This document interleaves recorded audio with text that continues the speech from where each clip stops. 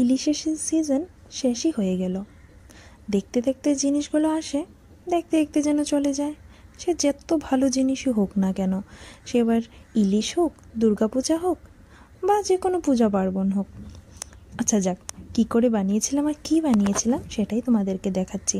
প্রথমেই মাছগুলোকে ভালোভাবে ধুয়ে নুন হলুদ মাখিয়ে একটা সাইড করে নেব। তারপর সাদা সর্ষে, কালো সর্ষে আর রাঁধুনি আর 2-3টে লঙ্কা সবকটা দিয়ে ভালো করে বেটে নেব। মা শিলনোড়ায় বেটেছিল, আমিই বলেছিলাম মাকে শিলনোড়ায় বেটে দিতে, কারণ শিলনোড়াতে না বেটে রান্না করলে যেন একটু বেশ ভালোই লাগে। তারপর সবকটা মশলাকে একসঙ্গে মাছের গায়ে মেরিনেট করে দিয়েছিলাম। ভালো করে কোট করতে হবে কিন্তু।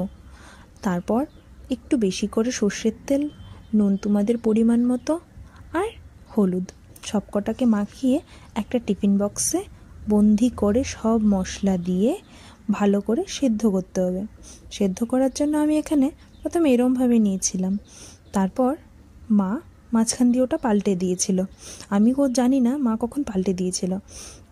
তো একটু ভালো করে যখন সেদ্ধ হয়ে যাবে, বাটিটাকে খুলে বাটিটাকে ঠান্ডা করতে হবে প্রথমত, না হয় প্রচুর গরম থাকে, খোলা সম্ভব হয় না।